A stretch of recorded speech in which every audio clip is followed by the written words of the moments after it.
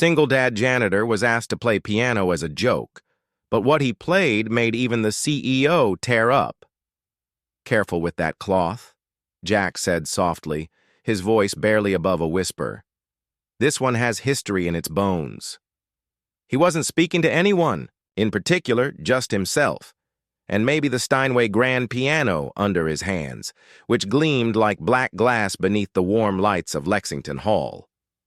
Jack Hollis, janitor, 39, single dad, war veteran, and invisible man in a suit and tie.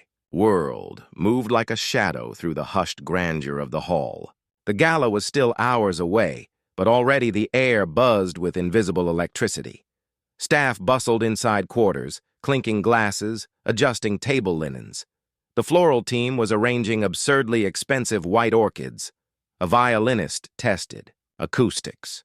And in the center of it all stood Jack, gently buffing the curved edge of the Steinway with a worn microfiber cloth, as if he were handling something sacred. He paused, not because he was finished, but because he wasn't ready to move. His palm rested lightly on the wood, his eyes far away. "You're talking to furniture again." Jack came a small voice behind him. He turned, smiled. Lena, his 8-year-old daughter, peeked in through the side curtain, cradling her sketchbook to her. Chest like it held state secrets. Blonde hair and a loose braid, oversized hoodie, and sneakers with worn soles. She wasn't supposed to be here technically, but Jack had made an exception. She'd been quiet all day, and when Lena went too quiet, Jack paid attention. "Furniture," he said. "That's not furniture, that's a cathedral with 88 steps to heaven." Lena giggled softly and sat cross-legged just beyond the light. Her pencil scratched across the page. Jack returned to his work. With one hand, he polished the last corner of the piano. With the other, he traced a memory. He'd once sat at a piano like this before life turned into bills overtime and emergency room visits. Before Lena's mother slipped away on a hospital bed. Before grief became background noise. "Mr. Hollis." A sharp voice snapped from across the stage. Jack looked up. A woman in a dark blazer, clipboard in hand, stood near the entrance, frowning. "Could you please be quick with that? Miss Kingsley will be arriving soon, and everything needs to look immaculate." Jack nodded without speaking. He never did in moments like these. He understood his place. But as he bent down to gather his cleaning, "Supplies," another voice sliced through the air, this one laced with theatrical disdain. My God, he's caressing it like it's his long-lost lover. The voice belonged to a tall man descending from the VIP balcony, late 50s, silver hair, Italian shoes, the kind of man who wore smugness like cologne. Langston Gray, music critic for the Times and patronizing connoisseur of real talent. A few staff nearby chuckled nervously. Jack didn't look up. He gathered his claws and brushes, slowly, methodically folding them with too much care. Langston continued undeterred. "It's always adorable when the help gets romantic with the decor. What's next?" Vacuuming the carpet with tears in his eyes. More. Laughter, louder this time. Jack said nothing, but Lena had stopped drawing. Her eyes flicked to her father. She knew that look. His jaw just slightly clenched, the quiet stillness that meant a storm was gathering inside. He picked up his bucket, turned to walk off stage. "Wait!" Langston called out, grinning. "Tell me something. Janitor, do you even know what this is? This instrument you're so reverent with?" Jack finally turned. He looked at Langston, not angry, not offended, just calm, steady. "Yes," he said. "It's a Steinway Model D, 9F to long, 12,000 moving parts. The soundboard's made from Sitka spruce grown slow and high for resonance. The rims made of 17 layers of hard rock maple. The keys, originally ivory, now composite. It costs more than your Mercedes and holds more stories than your column ever will." Silence fell like a dropped curtain. Langston blinked. Jack didn't wait for a reply. He turned and walked toward the wings. Lena stood quietly, wide-eyed. He knelt beside her. "You okay?" he asked. She nodded. Jack reached into his shirt pocket and pulled out a tiny music note charm. He placed it in her palm. "What's this for?" she whispered. "For remembering," he said. "That music isn't always played out loud." She clutched it tight. Just then, the grand double doors opened. A wave of voices flooded in, lights were adjusted, ushers skewered. The Evening Star guests arrived, donor celebrities, and above all, Celia Kingsley. She entered the hall not like a performer, but like someone used to owning rooms just by walking into them. Tailored black jumpsuit, sharp eyes, controlled poise, a woman who had built empires, dissolved boardrooms, and been called both genius and tyrant in the same breath. She scanned the stage eyes, landing briefly on the piano, then the lingering haze of silence. "Everything ready?" she asked her assistant. "Yes, Miss Kingsley. Final polish just completed." She approached the Steinway, running her fingers over the wood. Then, with a glance toward the wings, she caught sight of Jack. Their eyes met just for a second. She said nothing, but her gaze lingered one breath too long before turning away. Jack stood still, Lena beside him. The gala was about to begin, and no one, not even the woman who owned the stage, knew that the most unforgettable performance of the night wouldn't come from the program. It would come from the shadows, from calloused fingers, from a father with music buried under layers of dust, waiting to rise again. "How long do you need to make people forget you're human?" Celia Kingsley asked the question in her mind as she looked around Lexington Hall from the wings. The answer she'd learned was approximately 7 seconds. Just enough time to step into a spotlight smile like you mean it, and pretend the silence in your own chest was elegance, not emptiness. The orchestra tuned softly beneath the murmur of guests. Arriving. Strings, breath, woodwinds all aligned to serve the illusion that this night was about harmony, beauty, order, not business, not control. But for Celia, everything was business, even music. She adjusted the diamond clasp on her cuff and nodded at the event manager. "Tell the quartet to begin on my signal," she said, "and make sure the Langston piece is displayed on every donor's seat. I want them reading his praise before the appetizers." The assistant skewered away. Celia turned back toward the piano, the Steinway that was center stage, literally and metaphorically. It was flawless now, polished to a mirror finish. Not a single fingerprint on the lid. She could see her own reflection in the curve of the wood. She hated mirrors. Voices rose behind her guest, finding their seats laughing, clinking glasses. Somewhere in the movement, she noticed the janitor again, the one from earlier. He wasn't looking at her. He was helping a young girl find her seat off to the side. His daughter, probably. He bent down and brushed her shoulder with a gentleness that didn't match his rough hands. Celia hesitated. Something about the way he stood, shoulders slightly hunched like he was used to shrinking into the background, but still carried a quiet kind of strength stuck in her mind longer than it should have. Ms. Kingsley Langston Gray appeared beside her, sipping a drink, eyes sharp behind thick designer frames. "Lovely turnout tonight. Impeccable as always." She nodded. "And your review strategically early as always?" "Well, some of us still understand how timing works in the arts and how to separate Polish from passion." He smirked, unlike our overly sentimental janitor earlier. Celia's gaze flicked toward Langston's drink, then back to his smug face. "You know, Langston," she said smoothly, "sometimes the people closest to the floor hear what no one else does." He blinked. "I'm sorry. Nothing." She smiled tightly. Just a passing thought. He chuckled, missing the edge entirely.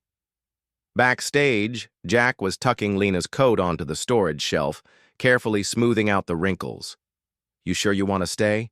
"Through the whole concert?" he asked, voice soft. Lena nodded. "I want to hear the piano when it's not just us." Jack tilted his head. It's never just us when we play kiddo. She looked up. What do you mean? He paused. It's like this, he said, searching for the words. When you play music, real music, it remembers people, places, things you lost, things you hoped for. It's never just fingers on keys. It's everything you've ever felt trying to climb out. Lena didn't answer, but she reached into her sketchbook and tore out the page she'd been drawing. It was the Steinway and him. Jack took at his throat, tightening. The details were stunning. The way the stage lights hit the piano, the curve of his shoulder leaning toward the keys. You see more than most people, he said. You hear more than most people, she whispered. As the gala progressed, the MC took the stage. The lights dimmed, the air shifted. Celia stood just behind the curtains, listening to the speech being delivered in her name.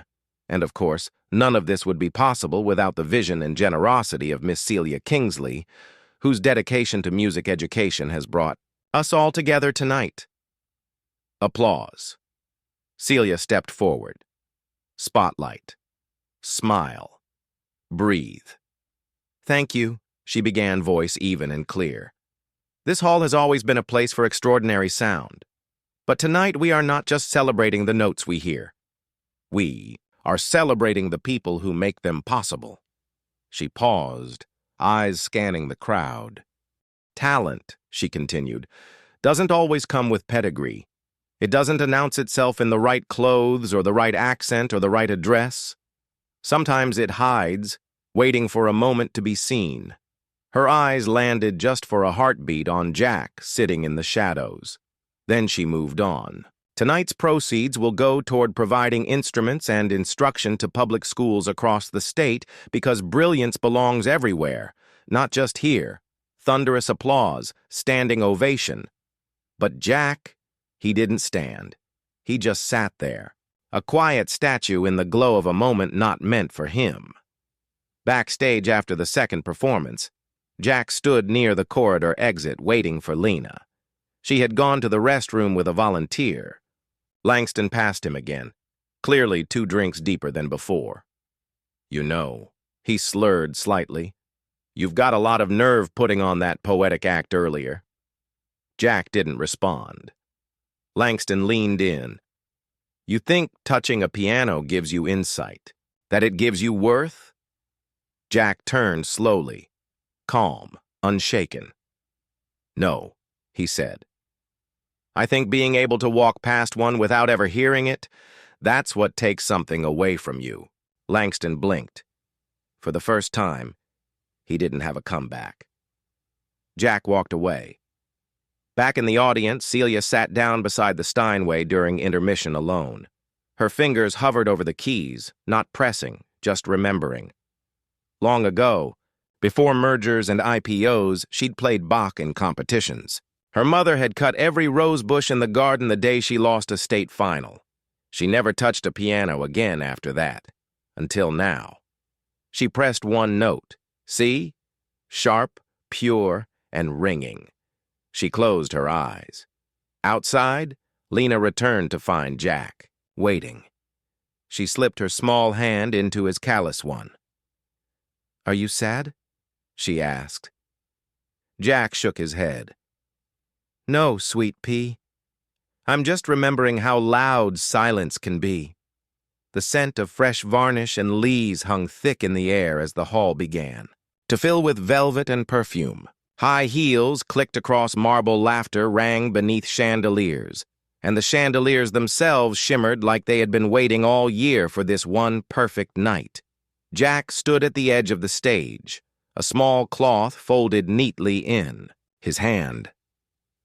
The gala hadn't started yet, but the VIPs were drifting in early, those who loved being seen more than seeing.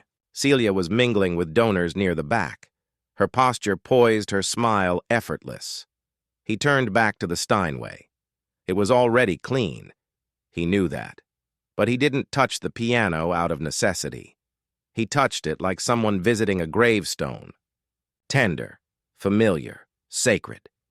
His thumb moved along the wood grain, and for a moment he forgot the lights, the crowd, the ridiculous tuxedo someone had hung over a spotlight as a joke. He remembered his wife's voice. "You always play like the Keys. Owe you an apology," she used to tease. He had loved that. And then, just as his fingertips paused over middle C, a loud voice pierced the quiet of the stage. Well, well, if it isn't Beethoven with a mop. There was laughter scattered unsure. Jack straightened cloth still in hand. Langston. Gray stood near the orchestra pit holding a champagne flute like it was a scepter. He had his jacket slung over one shoulder and a knowing smirk on his lips. Jack didn't move. "Tell me," Langston said, taking a step closer. His voice now loud enough to draw more attention. "Do you prefer Brahms when you buff the pedals, or is Chopin your go-to when scrubbing stains?" More laughter now, Fuller, some polite, some mean. Jack's eyes flicked toward Lena, seated near the back of the hall. She was watching him, small hands, wrapped tightly around her sketchbook. He looked back at the piano, then at Langston. "I'm just doing my job," Jack said quietly. Langston scoffed. "Oh, come now. That's not what I saw earlier. You were looking at it like it whispered secrets. Or maybe you thought it had whisper yours." A few people chuckled. A few didn't. Celia, standing off to the side with a glass of red in hand, turned slightly, her expression unreadable. Jack breathed in. He could feel something swell in his chest. Anger. Shame, memory. It was hard to tell them apart anymore. He took a step forward, his boots echoing gently against the polished stage floor. Then he spoke not loud, but with weight. "You ever see a soldier pick up a rifle he hasn't touched in years?" he asked. Langston frowned, caught off guard. "First thing he does." Jack continued. "Voice steady. He checks it, wipes it down. He doesn't load it, doesn't fire it, just holds it, because sometimes what you used to carry still carries something in you." The hall went silent. Jack gently placed the cloth into the bucket, stood tall, and turned to leave the stage. But Langston, not done yet, called out with a mocking cheer. "Maybe you should play something tonight, Janitor. I mean, if the piano means that much, give us a little tune. Twinkle, twinkle, perhaps." A few snorts, nervous giggles.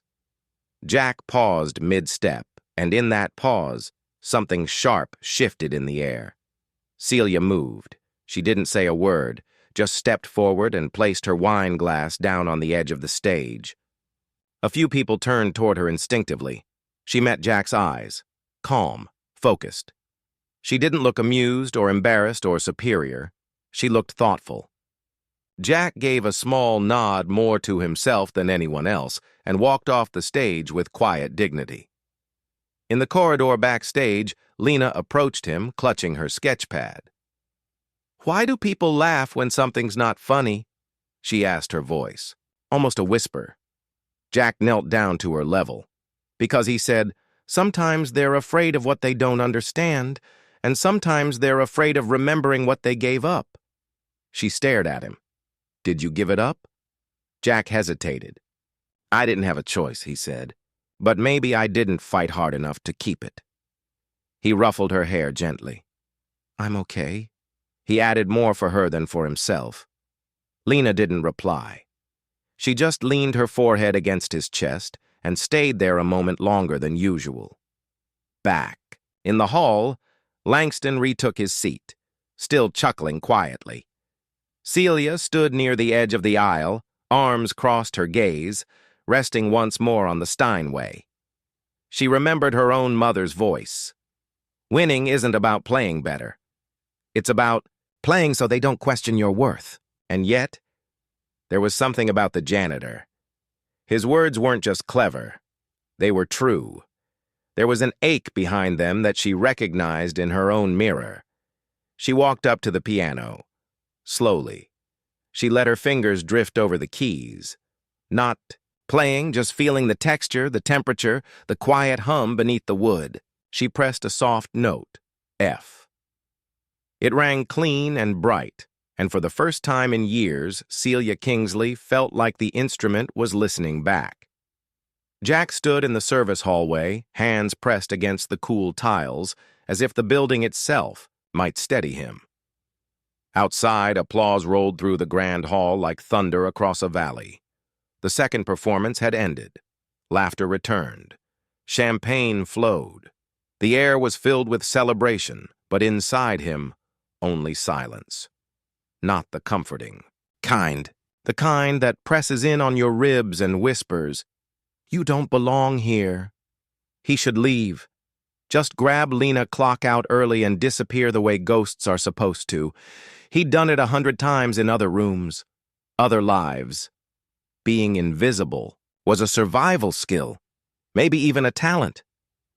But then Dad Lena's voice was soft, but it carried. He turned. She stood at the end of the hallway, small and still holding his old leather-bound notebook, the one he used to jot musical ideas in, now worn from years of disuse. He hadn't seen her take it, hadn't even realized she knew where he kept it. "I found this in your locker," she said. "I thought maybe you forgot what was in it." Jack walked slowly toward her, gently taking the notebook in his hands. The cover was cracked, the edges curled. But when he opened it, the music stared back at him. Bars of melody, half-finished phrases. One page marked Lena's theme, unfinished. He blinked hard. "Where did you learn to be this brave?" he asked. Lena shrugged. "From you. Except when you forget you are." He knelt down beside her. "I don't want you to see me like this," he said. "I don't want you to remember tonight for the wrong reasons." She tilted her head.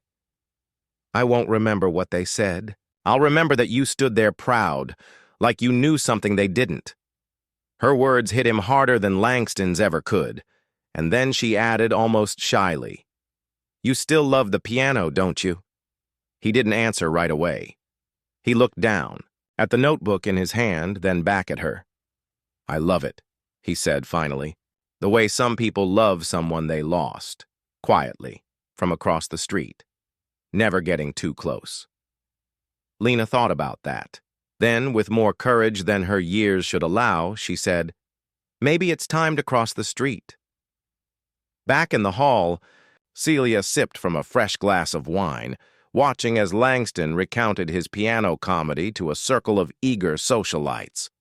She wasn't listening. Her mind kept drifting back to the janitor's eyes. Not humiliated, not wounded, just anchored. Like a tree refusing to bend, no matter how strong the wind, she admired that, even envied it. She stepped away from the crowd and walked to the edge of the stage. The lights above were soft, now set, for ambiance between sets. A technician adjusted cables nearby. She looked again at the piano, and this time she sat only for a moment. She lifted the fallboard, laid her fingers gently on the keys, and played a single chord, a minor. It rang through the empty stage like a secret told to no one. "Didn't expect to see you try that," a voice said behind her. Celia turned. Jack stood just off stage, arms crossed, Lena beside him. Celia smiled faintly. "Still fits like an old coat, doesn't it?" Jack stepped forward. "Funny thing about coats," he said. "You forget how warm they are until someone hands them back." They stood there in a moment that balanced between small talk and something deeper. "You didn't have to step in earlier," he said, his voice low. "But you did." Celia glanced at Lena, then back to him. She was watching, and so was I. Jack nodded. "Then let me ask you something." She raised an eyebrow. "Why does someone like you?" He gestured to the room. The gowns, the acclaimed, still sit alone at a piano. Her expression didn't change, but her eyes softened. "Because applause is loud," she said, "but it never drowns out regret." Jack swallowed, hard. "I used to think music was something I left behind," he said. "Turns out it's just been waiting in the quiet." They stood silently, the piano between them. Then Lena broke it. "Dad," she said, tugging his sleeve. Do you think you could show me the piece you used to play for Mom? The one you said was too sad for now. Jack looked at her, then at Celia. Maybe, he murmured. It's sad because I never played it all the way through. Celia stood up slowly, gestured toward the bench. Then finish it, she said, voice gentle but firm. You don't owe anyone a show. Just finish it for her. For you. For her. She nodded toward Lena. Jack hesitated. Then he moved. He took a breath, lowered himself onto the bench, adjusted the seat like instinct, and let his fingers hover over the keys. For a moment, nothing. Then music. Not flawless, not rehearsed, but honest. A lullaby wrapped in pain and hope, full of pauses that spoke louder than the notes themselves.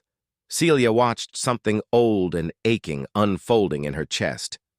Lena sat cross-legged nearby, still eyes wide, and when Jack lifted his hands off the final chord, the note hung in the air like a held breath that finally gently exhaled. The third act of the gala began with precision and glitter. A mezzo-soprano sang Mozart as wine glasses clinked. The stage shimmered under amber lighting, and the chandeliers above caught every note like constellations collecting stars. Jack stood in the shadows backstage, arms crossed over his maintenance vest. Lena sat beside him, her head resting lightly, against his elbow. She hadn't spoken in 10 minutes, but her hand was wrapped tight around his little fingers, laced into his callous ones. He should have gone home by now, should have slipped away quietly after finishing his shift. But he didn't. Something tethered him there. Maybe the music. Maybe that unfinished feeling from earlier. Or maybe it was the way Celia had looked at him while he played. Not with pity, not even with surprise, but with recognition. She saw him, and that was a dangerous thing. On stage, the MC returned with practiced charisma.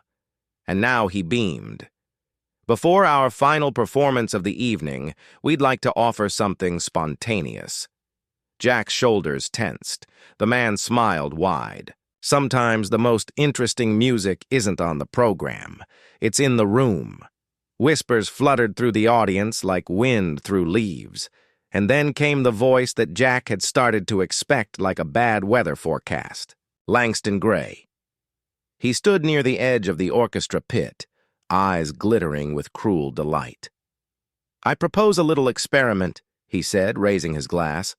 Our friend from earlier, the janitor, seems to have quite the poetic soul, maybe even a musical one. Jack went still. Langston turned to the crowd. Wouldn't it be something if he graced us with a few notes? I mean, he clearly knows how to handle a Steinway. A few polite chuckles. Celia, from her front row seat, did not smile. Langston, she began warning in her voice, but he pressed forward, his tone syrupy with false charm. Come now, he said, turning, directly to Jack. You spoke so eloquently earlier. Why not let your hands do the talking now? Give us a taste of that janitorial genius. Who knows? Perhaps you'll surprise us. Laughter again, bigger this time. Some mocking, some awkward, most unsure. Jack could feel the spotlight swinging toward him even before the beam found his face. Lena sat up straight beside him. Dad, she whispered. He looked down. Her face was pale, eyes wide. The moment slowed, stretched. In another life, he would have declined politely, let it roll off, dignity intact, pride protected. But this time, something in him burned. He stood. The room gasped, then hushed. He walked slowly, each step, echoing louder than applause ever could. When he reached the piano, he didn't sit right away. He turned to face the crowd. I didn't come here to perform, he said. His voice wasn't loud, but it cut clean through the silence. I came to clean the floors, empty the trash, and make sure no one tripped over a broken chair. That's what I'm paid for. A nervous laugh somewhere in the back. He waited, then added, but sometimes life doesn't care what you're Paid for. Sometimes it just dares you to remember who you used to be. Celia leaned forward slightly, her lips parted, but she said nothing. Jack looked down at the keys. The fallboard was already open. The piano waited like an old friend, unsure of how to start the conversation. He sat, not like a showman, like a man returning home. He placed, his fingers gently on the keys, not playing, just touching, feeling the old weight of ivory under muscle and memory. Then he looked up right at Langston. "Twinkle, twinkle, you said." Jack asked, a half-smile playing on his lips. "Sorry to disappoint." And then he began. The first note was soft, not shy, just honest. A single G suspended like breath. Then came the Cascade Shop's Ballade No. 1 in G minor. It rose from the stage like smoke from a candle just blown out, fragile, curling, then catching wind. His fingers moved, not with speed, but with certainty. The kind of certainty you can't fake or fabricate. The kind born from long nights lost love, and the need to hold on to something that won't walk out the door. The audience, expecting a joke, froze. There was no joke here, only music, real, raw, reckless in its vulnerability. Celia pressed one hand to her chest. Langston had gone still glass-suspended midair. Lena's sketchbook slipped from her lap pages, fluttering to the floor. Jack played like a man who had lived each note before he ever touched a key, like someone who didn't just remember the music but had bled through it. The melody built. Storms of arpeggios followed by sudden tenderness, a cry answered by a lullaby strength, chased by surrender. And somewhere between measures, the room changed. People stopped seeing a janitor. They started seeing a man, a father, a survivor, a musician. The final chord rang out and held a shimmering echo suspended in stunned silence. Then nothing. No movement, no breath. The kind of hush that happens after lightning strikes and the world waits to see what's left standing. And then a single clap from the front row, Celia Kingsley on her feet. Others followed slowly then, all at once. An ovation, not of politeness, but of awe. Jack stood slowly. He didn't bow, just looked out at them, the sea of people who had misjudged him, and nodded. Then he turned, picked up his cloth from the side of the piano, and walked off the stage. He didn't need their applause. He already had what mattered. Lena's eyes filled with tears and pride met his at the edge of the stage. She mouthed one word, "Dad!" And that was everything. The final note was still echoing like a ghost through the rafters when Jack stepped away from the piano. He didn't bow, didn't smile. He simply nodded once like a man closing a long, unfinished chapter and walked into the shadows. But the silence refused to leave. It clung to the corners of the grand hall. It shimmered across the polished floor like the remnants of a dream no one wanted to wake from. And then applause. Tentative at first, a single pair of hands, then another, then a roar. Celia rose first, not as a sponsor, not as a billionaire, as a witness. She clapped with both hands slowly at first, then fiercely like the rhythm itself, could pin the truth to the walls. Langston didn't move. He sat stone-faced glass still in hand, staring at the bench Jack had vacated. His smirk had vanished. In its place, disbelief, and something dangerously close to respect. Others stood, and then more, until the hall itself felt like it was breathing, rising in unison, awakened by something they hadn't expected. A janitor had just made the world feel again. Backstage, Jack leaned against a wall, eyes closed, his chest rose and fell in long, measured breaths, but his hands still trembled slightly, not from nerves, from release. That performance had been a letting go, a reckoning with every version of himself he had buried under survival. Footsteps approached. He opened his eyes. It was Celia. She didn't say anything at first, just looked at him like she was still putting together what she had seen. When she finally spoke, her voice was quiet. "Where the hell have you been hiding?" Jack gave a small, dry smile under utility. Closets, behind broken vending machines, between rent checks. She stepped closer. That wasn't just music out there. That was... She stopped searching. He finished for her. Grief and hope. In the same breath, she exhaled. Exactly. They stood in a long moment of silence. No pretense. No masks. Celia crossed her arms. When you played, I didn't see a janitor. I didn't even see a musician. I saw someone who's lived through fire and walked out with the melody. Jack looked down at his hands. Funny, he said. That piece used to scare me. Too exposed, too vulnerable. Now it feels like home. Then he looked up, gazed steady. It only took losing everything else for it to sound honest. Celia didn't respond, but her eyes shimmered just briefly. In the audience, Lena clutched her sketchbook with both hands. Her drawing of Jack, drawn from earlier that night, was now surrounded by a halo of musical notes. She had scribbled something beneath it. People don't always know what they're looking at until it sings. She smiled. She had known all along. Later that night, when most guests had left and the lights were dimmed to their after-party glow, Jack walked back out onto the empty stage. No audience, no spotlight, just him and the piano. Celia followed heels soft against the wood. You didn't. Tell me where you trained, she said. I didn't. He agreed. She waited. He sighed. Juilliard for a time until my wife passed. After that, I couldn't touch a piano without feeling like I was betraying her memory. Celia swallowed. What was her name? Rachel. What did she sound like? He smiled, eyes far away. She sounded like sunrise, soft and certain. Celia stepped forward, her voice lower now. You didn't betray her. You brought her back tonight. We all heard it. Jack looked at her, and something in his chest cracked open. He didn't cry, but his silence thundered. A moment passed, then another. You should play again, Celia said, for more than just this stage. Jack chuckled. You offering me a record deal now? She shook her head, smiling. No, I'm offering you a platform.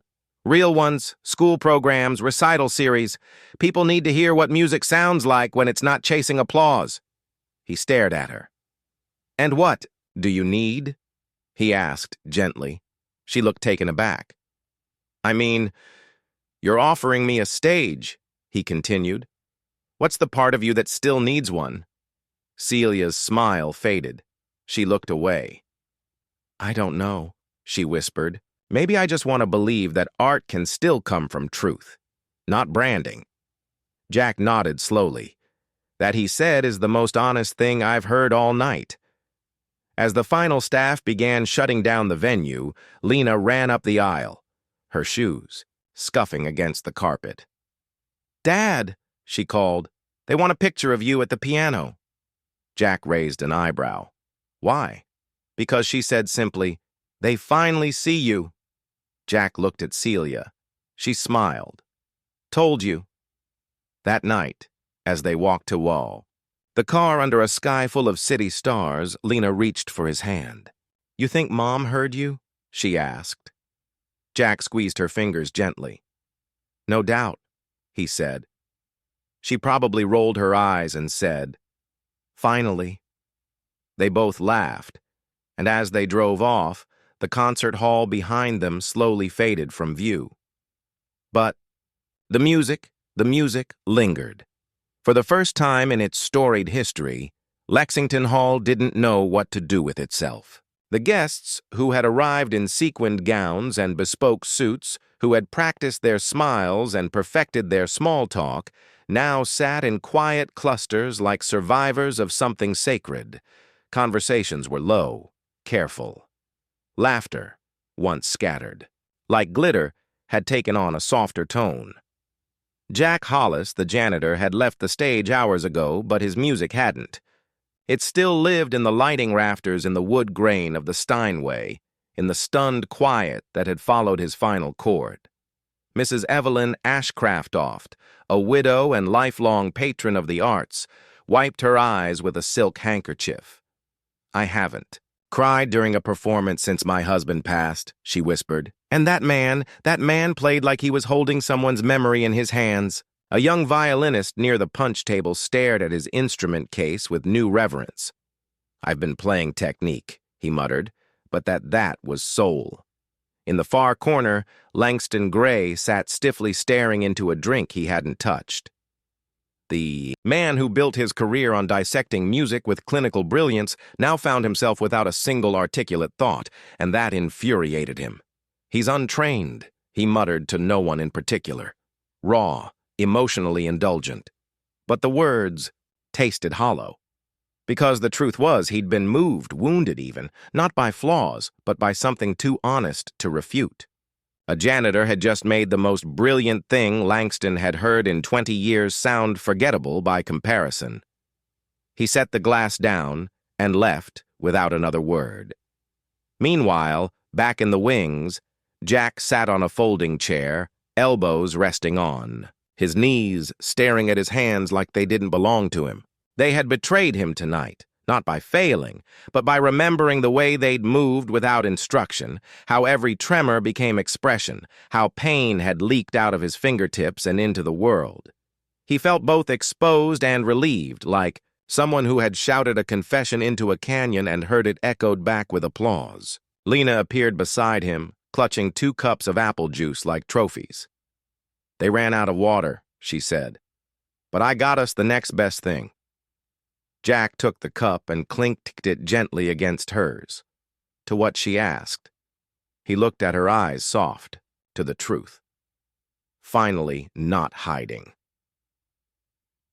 Across the hall, Celia Kingsley sat alone, her stilettos kicked off her feet, curled under her on the velvet bench where she'd once given her first public recital. She'd meant to stay, only a moment. But that moment had stretched into stillness. She could still feel his music, not just hear it, feel it. There had been a moment in the ballade about 3/4 through where the phrasing had changed ever so slightly, a delay, a pull, not technical, personal. And in that pause, she had recognized something she thought she'd buried long ago.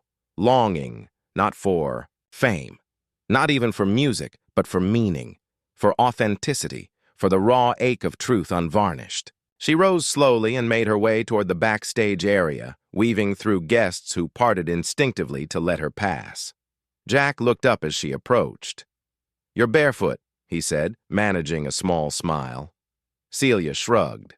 "Turns out stilettos aren't ideal for soul-arcing." He chuckled, rubbing the back of his neck. "So what happens now?" She sat on a nearby stool, meeting his gaze. "That depends," she said. "Are you willing to be seen?" His brow furrowed. "Seen," Celia leaned forward. "Slightly. You've lived years in the shadows, in service, in silence. Tonight, you showed them who you are. But it doesn't end here, Jack." She paused. "The world doesn't need another flawless performance. It needs proof that beauty can come from pain and still choose to heal. You are that proof." He swallowed hard. "I'm no one," he said. "I'm a single dad who cleans floors and prays the rent doesn't go up." Celia's voice softened. "You're a man who turned grief into music, who raised a daughter with kindness, who played Chopin like a prayer. That's not no one. That's the kind of man this world forgets to see until it can't look away." A long silence passed between them. Then Jack spoke, voice quieter. "Why are you doing this?" She hesitated, and then for the first time let the mask slip. "Because I used to play," she said, "before the boardrooms, before the headlines. I used to play for myself, but I let them take it from me. And tonight you gave it back." Jack looked at her like he was seeing something fragile under armor. "I didn't mean to," he whispered. She smiled. "The best gifts are unintentional." That night, as the gala finally emptied and the final lights dimmed, Celia walked Jack and Lena to the front steps of Lexington Hall. The city was quieter than usual. Lena hugged her sketchbook to her chest. Will you really help my dad play? Again? She asked Celia. Celia crouched down to Lena's level, brushing a strand of hair behind her ear. I won't help him, she said. I'll stand back and let him remind the world. Lena beamed.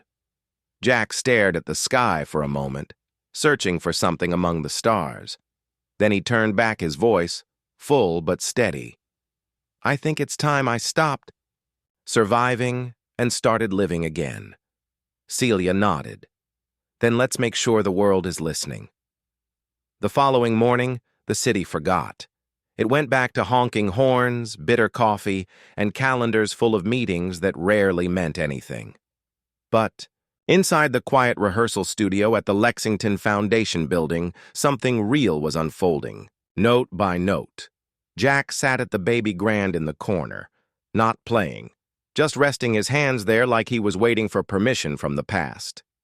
Celia stood by the large windows, watching sunlight spill through glass like warm milk.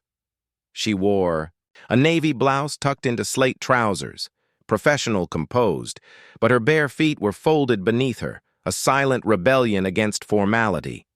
Neither of them had spoken for a while. The silence between them wasn't awkward. It was earned. The kind of silence you only share with people who know how to listen. You didn't bring Lena today, Celia said finally. Jack smiled. She's at school. Told her she can't be skipping math just because her dad's a concert legend. Now. Celia smirked. Smart kid, he nodded, eyes still on the keys. Smarter than me most days. Another pause. Then Celia asked quietly, Do you miss her? Jack blinked. She didn't clarify. She didn't have to. He leaned back from the piano and folded his arms, the air shifting between them. Every morning, he said, it's the first thing I feel before I open my eyes. The ache, not just of her being gone, but of how fast it all happened. He exhaled slowly. Rachel and I met at a piano bar. She hated classical music, said it made her feel like she had to sit up straight. But the way she listened, you'd swear she'd grown up in Vienna. She taught me how to laugh mid-phrase, how to play with joy again. We used to talk about raising Lena with music in her bones, not just her ears. He looked down at his hands, but she didn't make it past the delivery room. Celia didn't speak. Her throat tightened. Jack's voice softened. I couldn't touch the piano after that. For months, even seeing it made me sick. I'd hear a chord and feel like I was betraying her, so I boxed it up, sold everything, took the first job I could find, fixed floors, cleaned bathrooms. Nobody expects anything from a janitor. That was the point. But music stayed in your hands, Celia whispered. Jack nodded like a scar. He turned his head toward her. You know, he said, people think silence is absence, but sometimes it's full of everything you're too scared to say. Celia stepped closer. My silence wasn't grief, she said. It was fear. Jack met her eyes. I was a prodigy, she said simply. Parents mortgaged everything to buy me a piano. I was winning competitions by 9, playing with orchestras by 12, but every note I played felt like I was earning love that could be taken back. She walked to the piano bench and sat beside him, her tone quieter now. I lost a major competition at 16. My mother didn't speak to me for 3 weeks. My father suggested business school.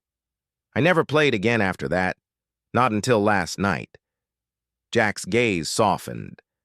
And how did it feel? He asked.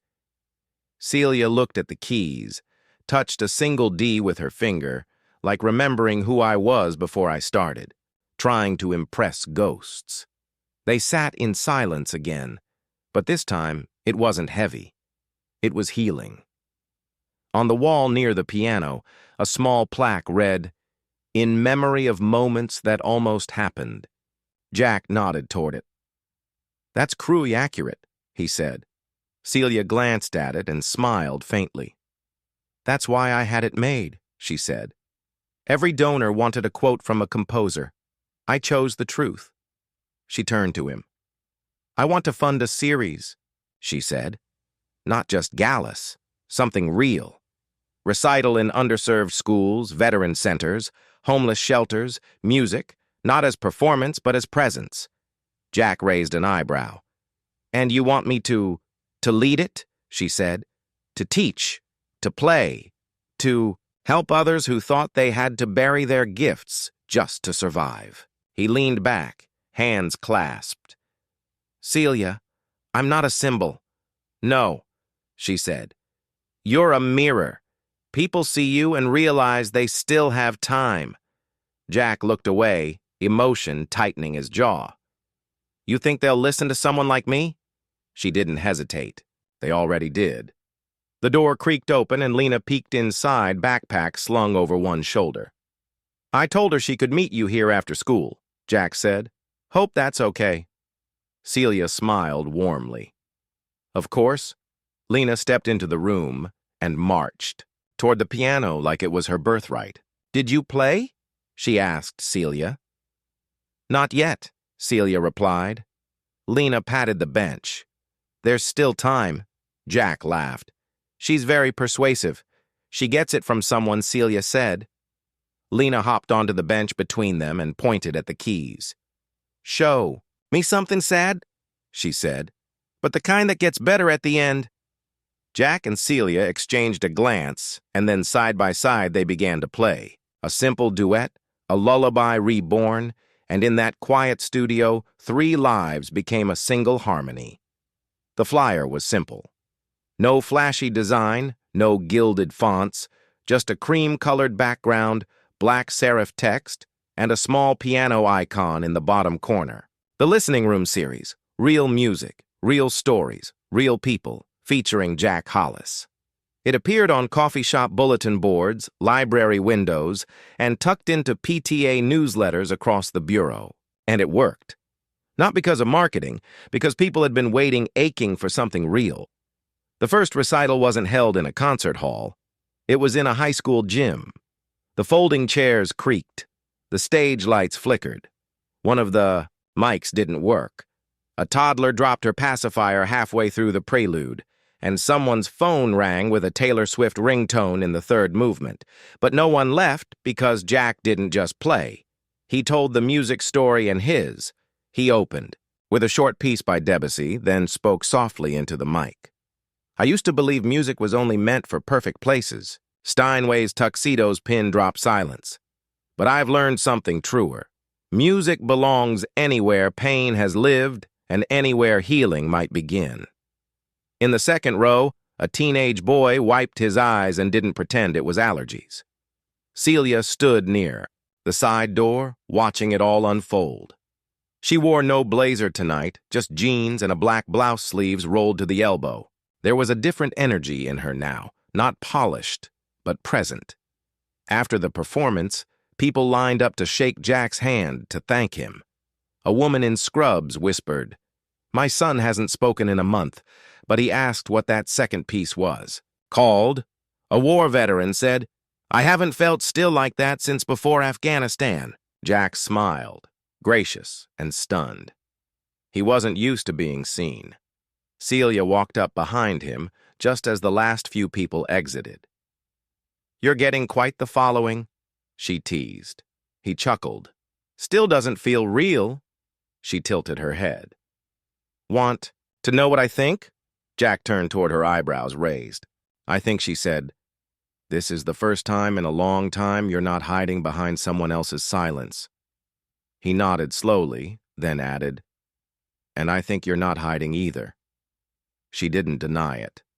The next few weeks moved like a slow sunrise, gentle but steady. Jack played at a senior center in Queens, where an elderly woman with early Alzheimer's recited the lyrics to a song her late husband used to sing. She hadn't spoken in days before that. He played at a veteran support group where men who hadn't cried in years sat with their heads bowed, shoulders shaking, not from weakness, but from permission. He began teaching piano at a public school on Thursdays. Every lesson ended the same way, with the words, "Play it like it matters." One afternoon after a lesson, Jack found Celia waiting outside the school.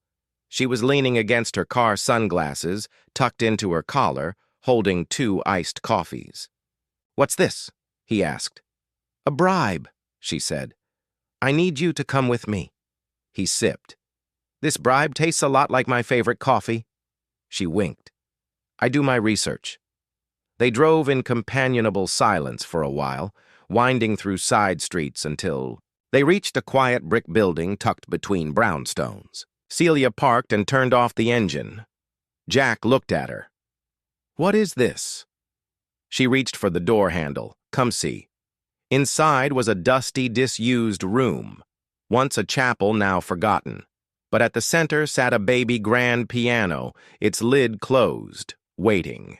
Jack stepped inside slowly. The room was bathed in soft amber light through stained glass windows. Dust motes swirled like snow. Celia watched him take it in. "This was the first place I ever performed solo," she said. "I was 10, terrified. But I remember how it felt when the first note rang out, like the world stopped judging." Jack looked around. "What happened to this place budget cuts?" "The community music program dissolved. The piano hasn't been played in years." Jack walked to it, ran his fingers gently across the closed lid. Celia's voice was softer now. "I want this to be your space. Yours and Lena's, a room for lessons, rehearsals, even recordings if you want. I've already spoken with the foundation board. They'll back it." Jack turned to her, something unreadable in his eyes. "I can't repay you for this," he said. "You don't have to." He shook his head. "No, I mean it. This is more than generosity. This is a second chance." Celia smiled, small and full of grace. "Exactly. That's the point." He walked slowly to the bench, lifted the lid, and placed his hands on the keys. The first note echoed like a prayer through the forgotten room. He looked up at her. "You sure the ghosts here are friendly?" Celia smiled back. "I brought one of my own. I think they'll get along."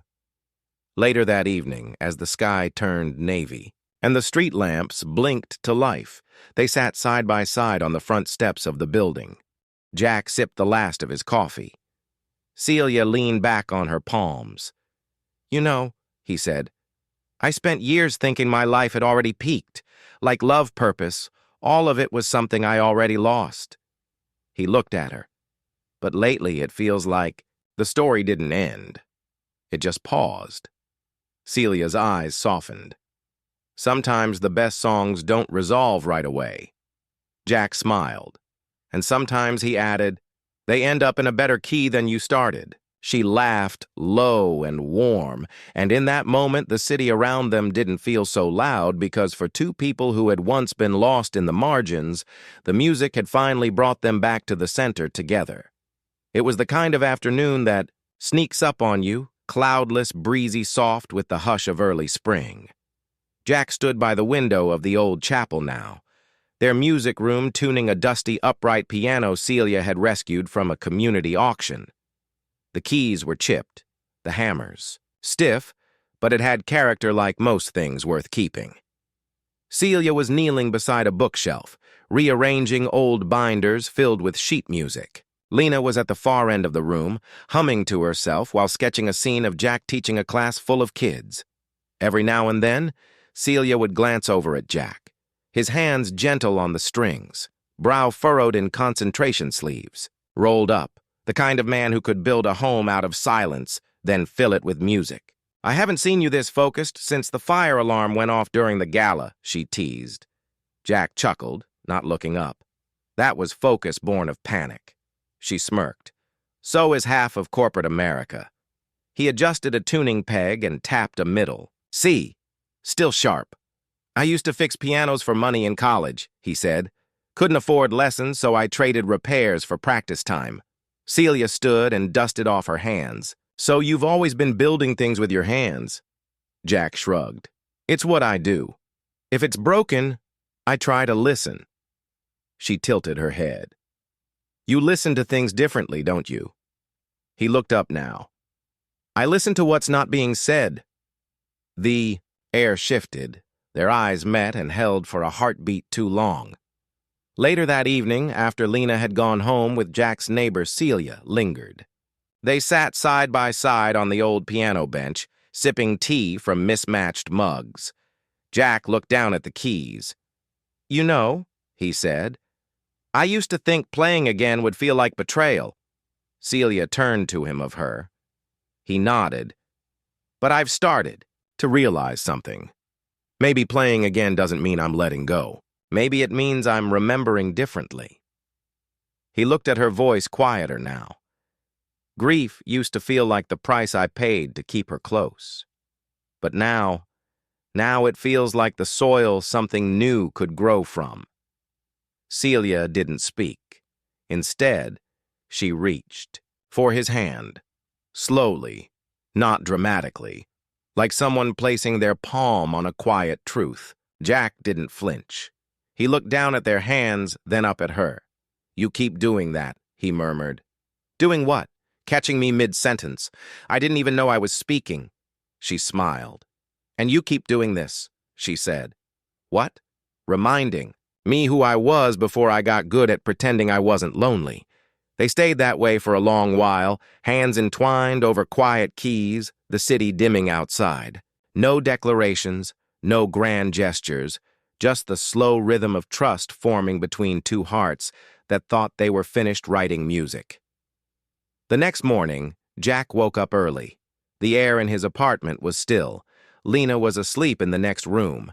He walked to his small kitchen, poured a mug of coffee, and sat at the dining table with his old leather-bound music journal. He flipped through sketches of melodies, half-finished songs, and annotations in faded ink. On the last page, blank until now, he wrote a new title, Second Movement. Below it, just one line of music, gentle, unresolved waiting. That evening, Celia invited him to her apartment for dinner. It wasn't a penthouse. It was a minimalist two-bedroom tucked above a bookstore in Brooklyn Heights. Wooden floors, old radiators, books stacked in corners like furniture. Jack looked around, surprised. "I pictured you in a glass box with views of Manhattan." She smirked. "I spend my days being watched. I come here to disappear." He looked at the space, warm, lived-in, real. "You disappear beautifully," he said. She raised an eyebrow. "You always talk like that, only when I'm not thinking too hard." They ate on the balcony, laughing about Lena's latest drawing, a cartoon of Jack in a cape labeled Maestro Dad, then fell into comfortable silence. Celia rested her head on her folded arms. "You know what I miss most about music?" He waited, the part right before the first note.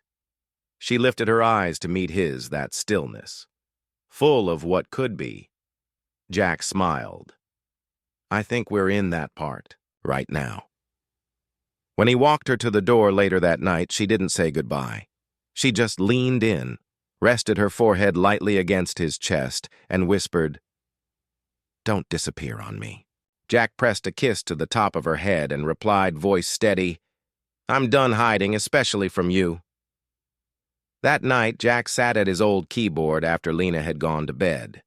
He didn't practice.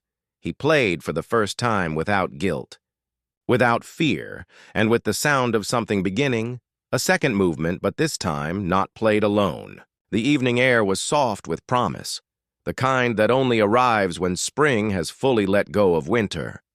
Lanterns twinkled gently above the courtyard of the old chapel, now restored its brick walls wrapped in ivy and light, folding chairs lined. The space rose, filled with neighbors, friends, students, people who had once come to listen and stayed to belong.